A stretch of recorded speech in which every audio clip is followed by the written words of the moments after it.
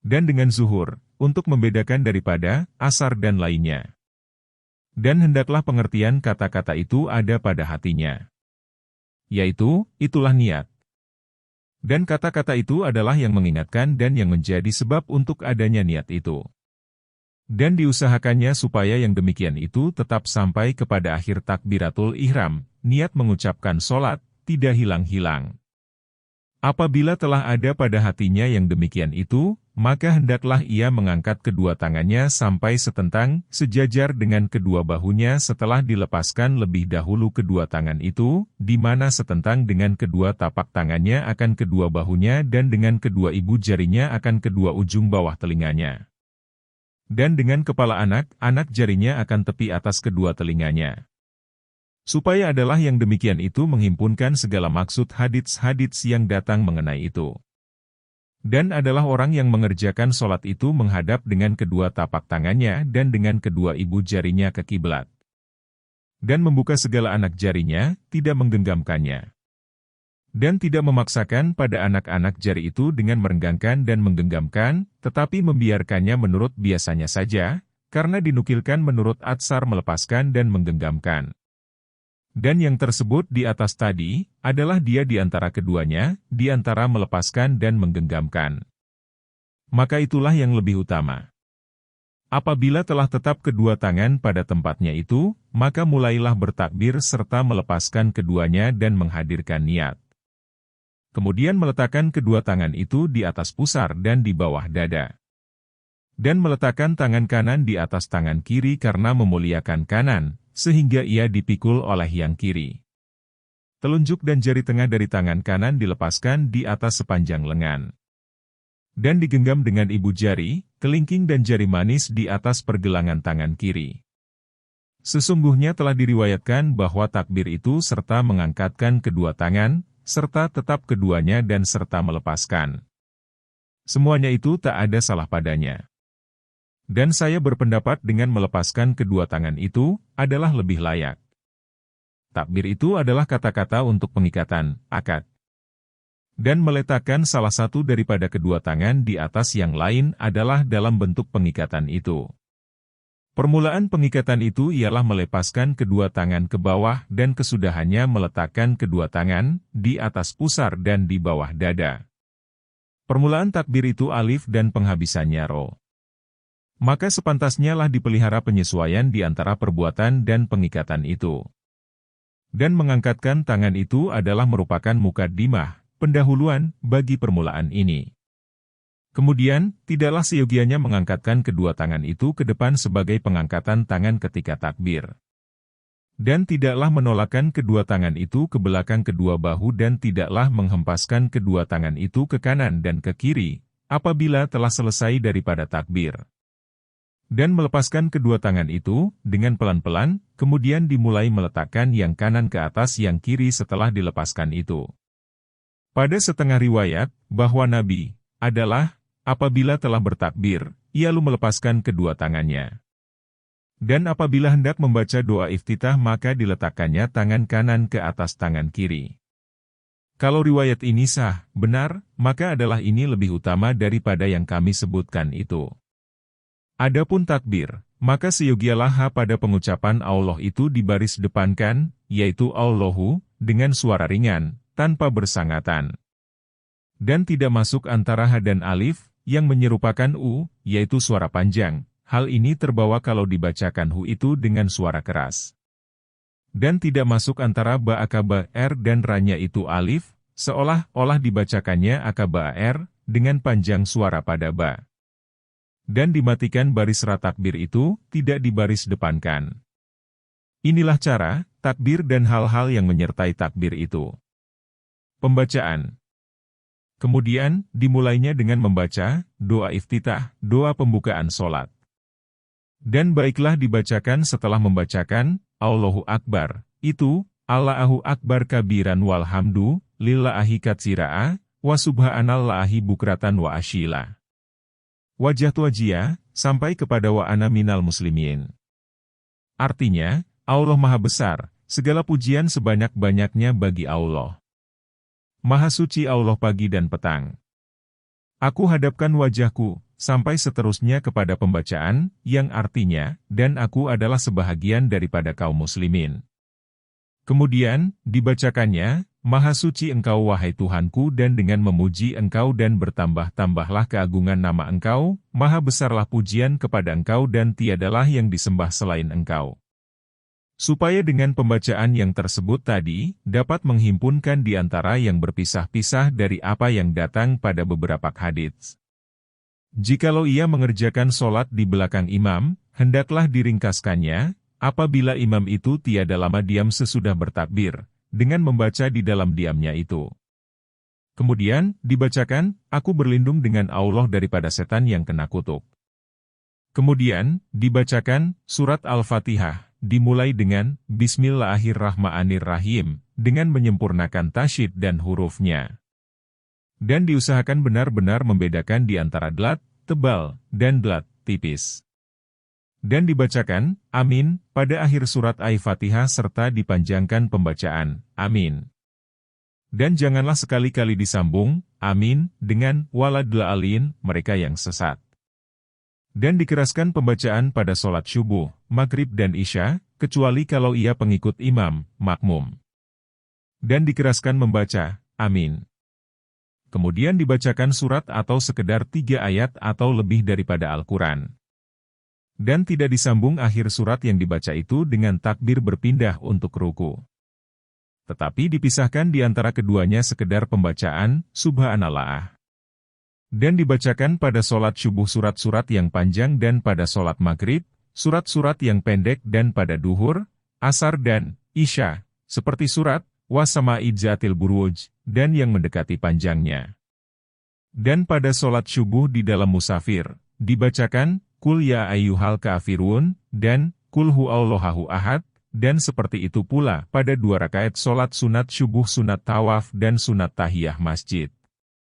Orang yang mengerjakan sholat tadi pada semua itu, terus berdiri dan meletakkan kedua tangannya di atas pusar dan di bawah dada sebagaimana yang telah kami terangkan pada permulaan sholat dahulu. Ruku, dan segala yang berhubungan dengan ruku. Kemudian ia ruku, dan dijaga pada ruku, itu beberapa perkara.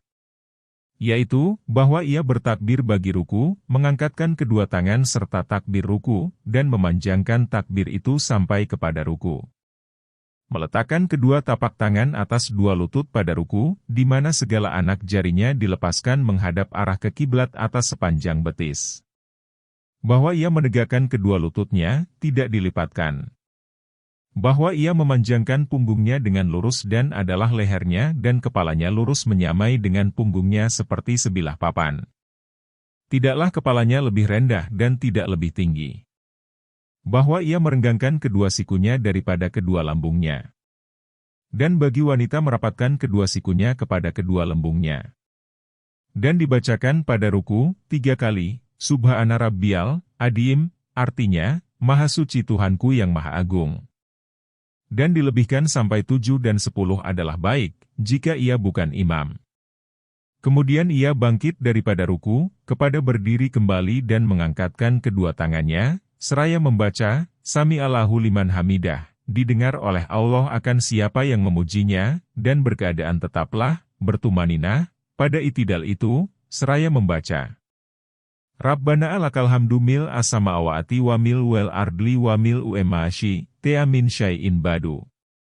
Hai Tuhan kami, bagi Engkau segala pujian, memenuhi segala langit, memenuhi bumi dan memenuhi apa yang Engkau kehendaki dari sesuatu sesudahnya. Dan tidak melamakan berdiri itidal ini, selain pada sholat tasbih, sholat kusuf, sholat gerhana matahari dan bulan, dan sholat syubuh. Dan dibacakan kunut pada sholat syubuh pada rakaat kedua sebelum sujud, dengan kalimah-kalimah doa yang diperoleh dari hadits. Sujud. Kemudian ia turun kepada sujud dengan bertakbir. Maka diletakkannya kedua lututnya di atas lantai. Dan diletakkannya dahinya, hidungnya dan kedua tapak tangannya dengan terbuka. Ia bertakbir ketika turun kepada sujud. Dan tidak mengangkatkan kedua tangan pada bukan ruku. Dan seyogialah, yang mula-mula jatuh ke atas lantai itu, kedua lututnya. Dan diletakkannya sesudah kedua lutut itu, kedua tangannya, kemudian mukanya. Dan diletakkannya dahi dan hidungnya atas lantai dan direnggangkannya kedua sikunya daripada kedua lembungnya. Dan wanita tidak berbuat demikian, artinya tidak merenggangkan kedua sikunya daripada kedua lembungnya. Dan direnggangkan di antara kedua kaki dan wanita tidak berbuat demikian. Dan pada sujud itu, bagi laki-laki berbuat tahwiyah di atas lantai dan bagi wanita tidak berbuat tahwiyah. Tahwiyah, yaitu mengangkatkan perut daripada kedua paha dan menjarangkan di antara kedua lutut. Dan diletakkan kedua tangan di atas lantai setentang dengan kedua bahu dan tidak dijarangkan di antara anak-anak jari kedua tangan itu, tetapi dirapatkan. Dan dirapatkan ibu jari kepada kedua tangan itu. Dan jika tidak dirapatkan pun, tiada mengapa. Dan tidak didudukan kedua lengan di atas lantai seperti duduknya anjing, karena yang demikian itu dilarang. Dan dibacakan di dalam sujud, Subhana Rabbiyal A'la. 3 kali artinya, Maha Suci Tuhanku yang Maha Tinggi, kalau dilebihkan dari 3 kali, adalah baik, kecuali ia imam. Kemudian, bangkit daripada sujud, ia duduk dengan tenang, tumaninah, dan lurus. Ia mengangkat kepala dari sujud dengan bertakbir dan duduk di atas kaki kiri serta menegakkan tapak kaki kanan dan meletakkan kedua tangan di atas kedua paha. Dan segala anak jarinya, terlepas, tidak tergenggam, tidak diberatkan merapatkannya dan tidak merenggangkannya. Dan membaca, Rabbikfirli warhamni warzukni wahdini wajburni wa, afini wa, fu, ani, artinya, hai Tuhanku. Ampunilah aku, kasihanilah aku, berikanlah aku rezeki, berikanlah aku petunjuk, tutupkanlah kekuranganku, berikanlah aku kesehatan dan maafkanlah aku. Dan tidak dilamakan duduk ini, kecuali pada sujud solat sunat tasbih. Dan dikerjakan sujud kedua seperti yang tadi juga. Dan duduk dengan lurus sebentar untuk istirahat pada tiap-tiap rakaat, yang tidak duduk tasahud di belakang rakaat itu. Kemudian setelah duduk sebentar tadi, maka bangun berdiri dengan meletakkan tangan di atas lantai.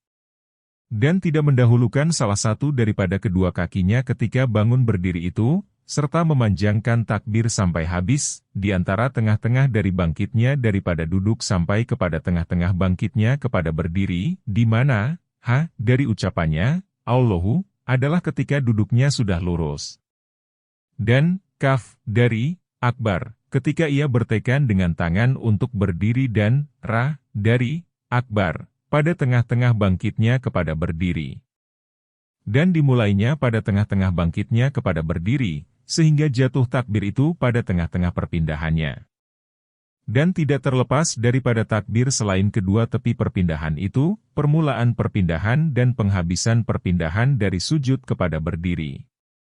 Dan cara yang demikian adalah lebih mendekati kepada meratakan pembacaan ibadah. Dan dikerjakan rakaat kedua seperti rakaat pertama dan diulangi pembacaan, A'udzubillah, seperti pada permulaan solat. Tasahud, duduk di antara dua sujud. Kemudian membaca tasahud pada rakaat kedua yaitu, tasahud pertama. Kemudian membaca selawat kepada Rasulullah dan kepada keluarganya. Dan meletakkan tangan kanan ke atas paha kanan dan menggenggamkan segala anak jari kanan selain dari telunjuk. Dan tiada mengapa melepaskan ibu jari juga. Dan diisyaratkan dengan telunjuk kanan saja ketika mengucapkan, ilallah. Tidak ketika mengucapkan, la ilaha. Duduk ia pada tasahud ini di atas kaki kiri seperti duduk di antara dua sujud. Dan pada tasahud akhir, disempurnakan doa yang diterima dari Nabi sesudah membaca selawat kepada Nabi. Sunat-sunat pada tasahud akhir, adalah seperti sunat-sunat pada tasahud Allah, Azza wa Jalla, Allah yang maha mulia dan maha besar.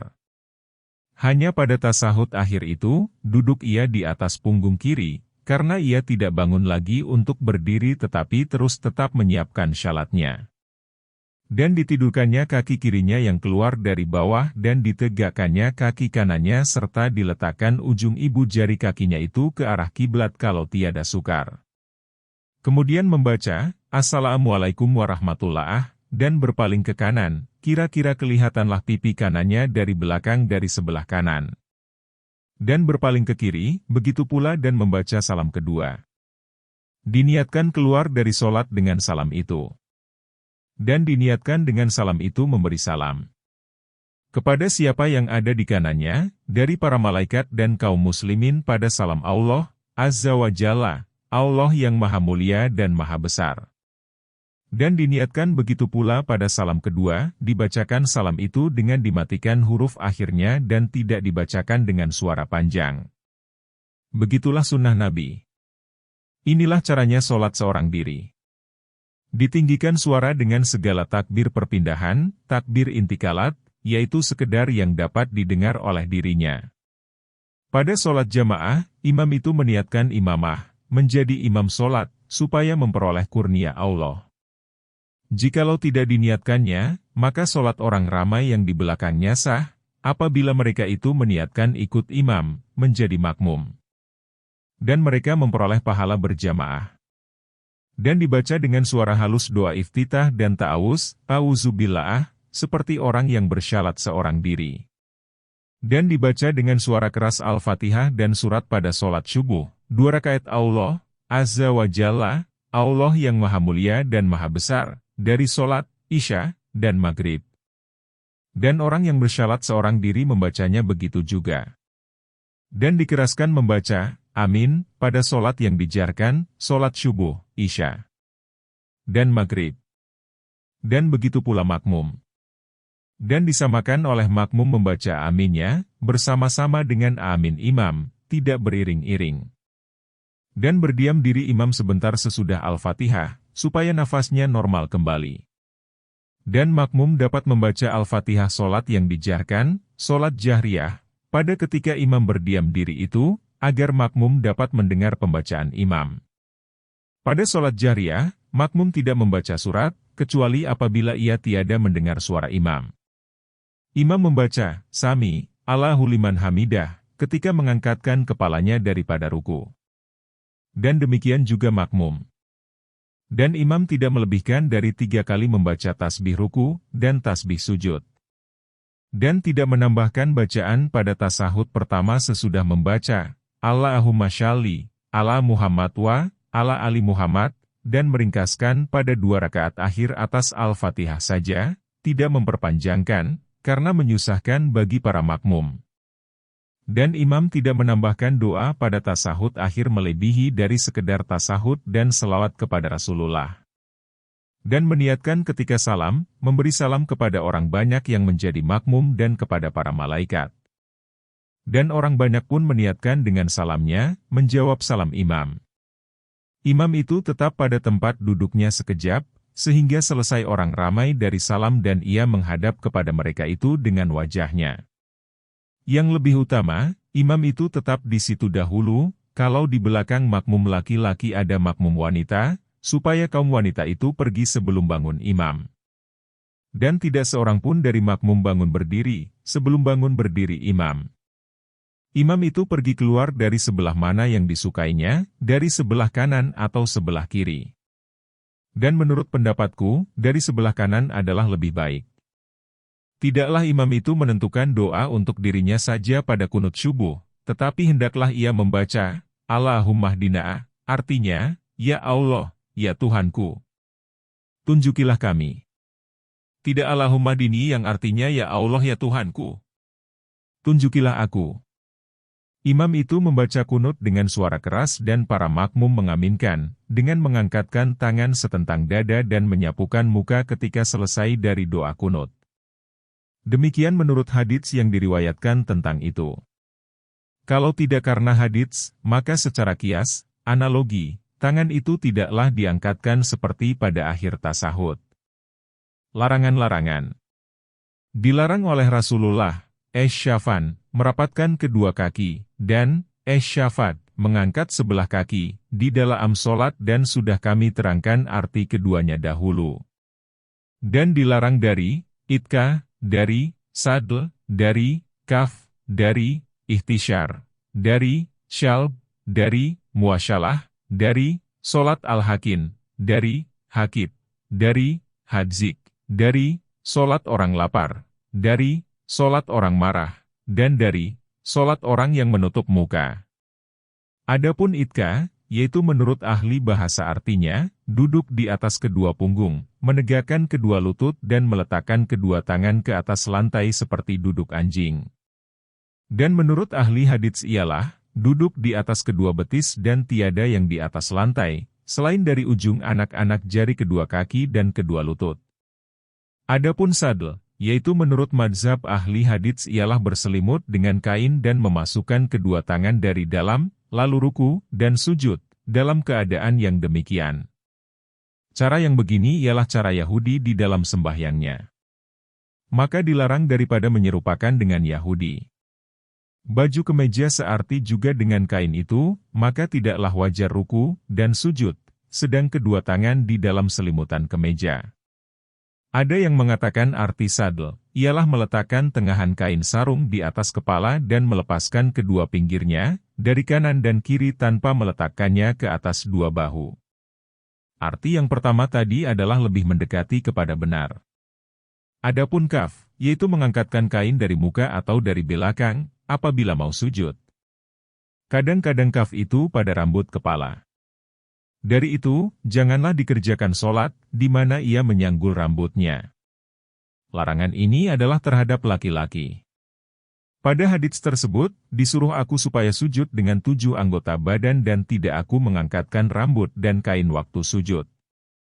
Ahmad bin Hambal memandang makruh berkain sarung di atas baju kurung panjang di dalam sholat dan dipandangnya sebahagian dari kaf. Adapun ihtisyar ialah meletakkan kedua tangan pada pinggang. Adapun syalb, ialah meletakkan kedua tangan pada pinggang, pada waktu berdiri dan merenggangkan antara kedua lengan pada waktu berdiri itu. Adapun muasyalah, menyambung, maka ada 5, 2 atas imam, yaitu, imam itu tiada menyambung bacaannya dengan takbiratul ihram dan tiada menyambung rukunya dengan bacaannya. 2 atas makmum yaitu, makmum itu tiada menyambung takbiratul ihramnya dengan takbiratul ihram imam dan tiada menyambung salamnya dengan salam imam. Dan 1 lagi di atas keduanya, yaitu, tidak menyambung salam fardhu, salam pertama, dengan salam kedua. Dan hendaklah dipisahkan di antara kedua salam itu. Adapun sholat al-hakin, yaitu sholat orang yang mau buang air kecil. Dan hakib, yaitu sholat orang yang mau buang air besar. Dan hadzik, yaitu orang yang mengerjakan sholat di dalam alas kaki, muza, yang sempit. Semuanya itu adalah mencegah daripada khusyuk. Dan searti dengan yang di atas, ialah orang yang sedang lapar dan susah.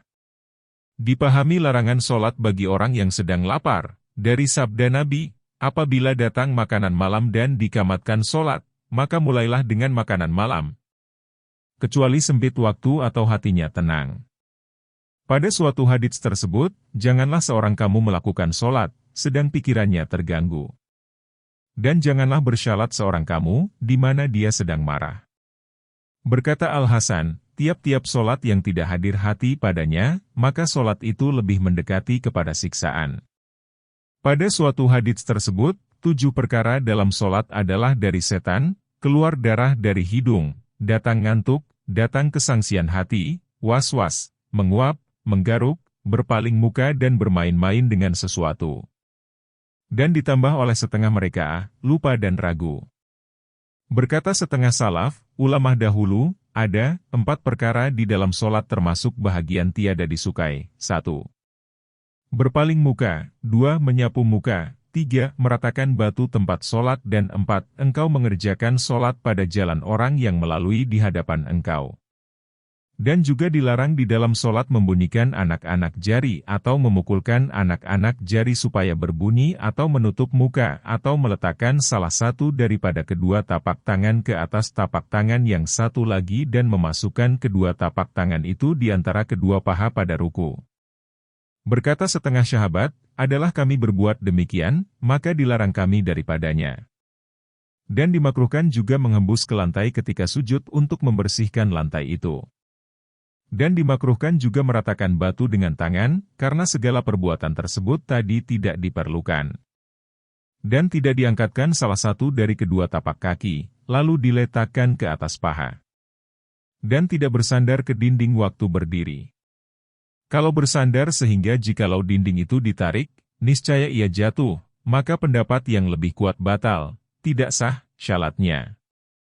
Wallahu alam, Allah yang maha tahu. Membedakan fardu, wajib dan sunat tidak wajib. Sejumlah apa yang telah kami sebutkan itu, melengkapi kepada fardu, sunat, adab dan cara dari hal ihwal yang sewajarnya dipelihara seluruhnya oleh seorang murid yang menuju jalan akhirat. Maka yang fardu, berjumlah 12 perkara, niat, takbir, berdiri betul, Al-Fatihah, membungkuk pada ruku, sehingga kedua tapak tangannya sampai kepada kedua lututnya, serta tumaninah, itidal, bangun dari ruku, di dalam keadaan berdiri betul, sujud serta tumaninah dan tiada wajib meletakkan dua tangan, itidal dari sujud dengan duduk betul, duduk untuk tasahud akhir, membaca tasahud akhir, selawat kepada Nabi padanya dan salam pertama. Adapun niat keluar dari solat, maka tiada wajib. Selain dari yang 12 itu, tiada wajib, tetapi adalah sunat dan menjadi cara pada melakukan yang sunat itu dan pada melakukan yang fardu. Adapun sunat, maka yang termasuk bahagian perbuatan adalah 4, mengangkat kedua tangan pada takbiratul ihram, pada ketika turun kepada ruku, pada ketika bangun kepada berdiri dan duduk untuk tasahud pertama.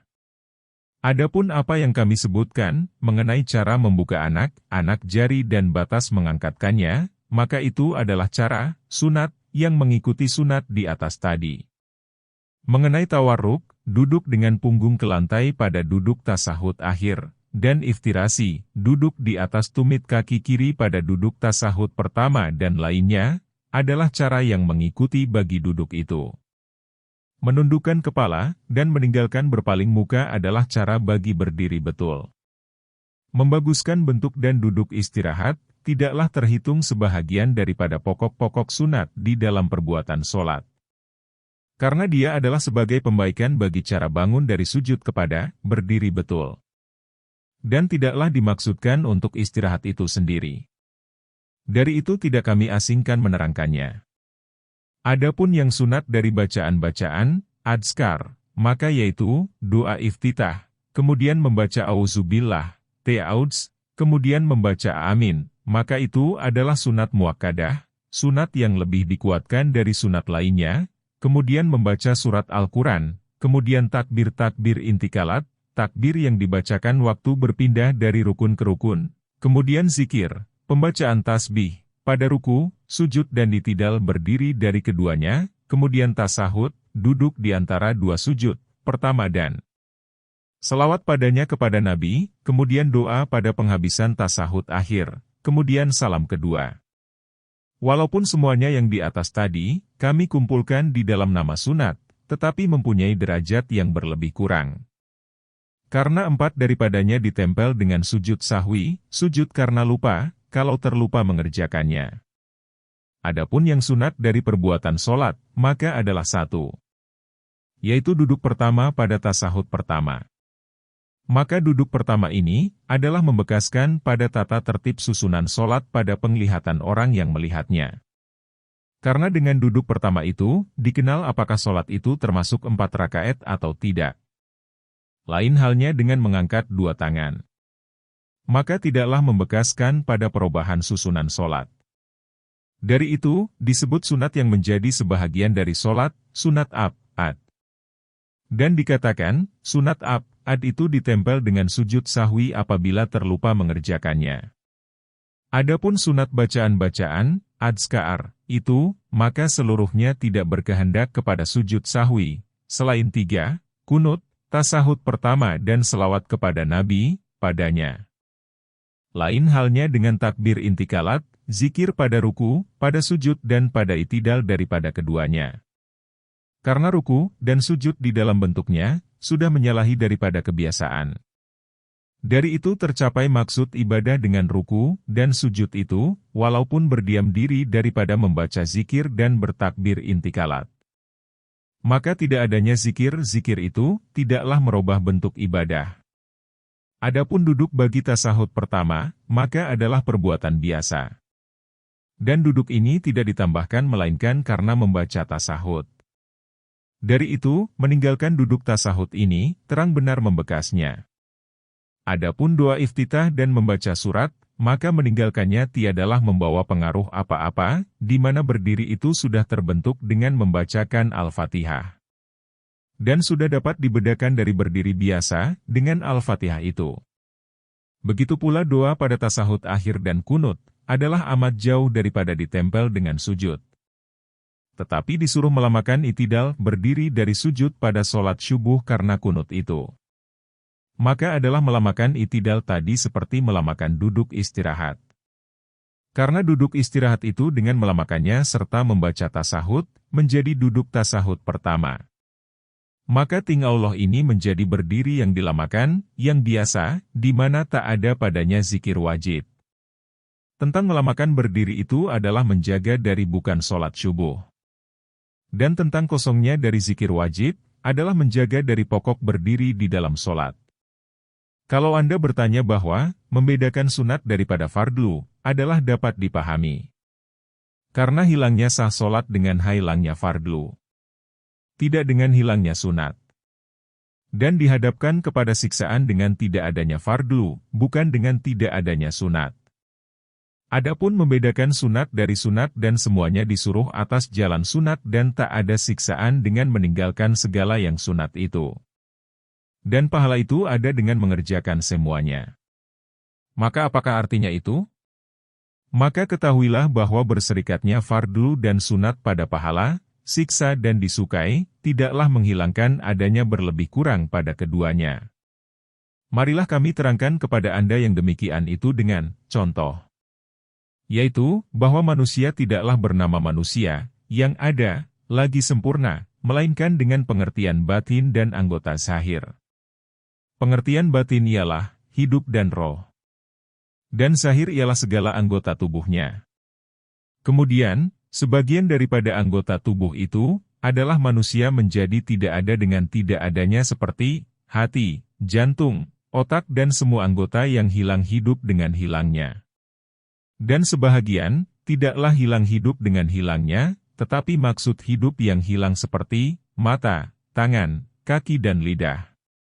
Dan sebahagian, tidaklah hilang hidup dan maksudnya, tetapi yang hilang ialah kebagusan, seperti, dua alis mata, janggut, bulu mata dan kebagusan warna kulit.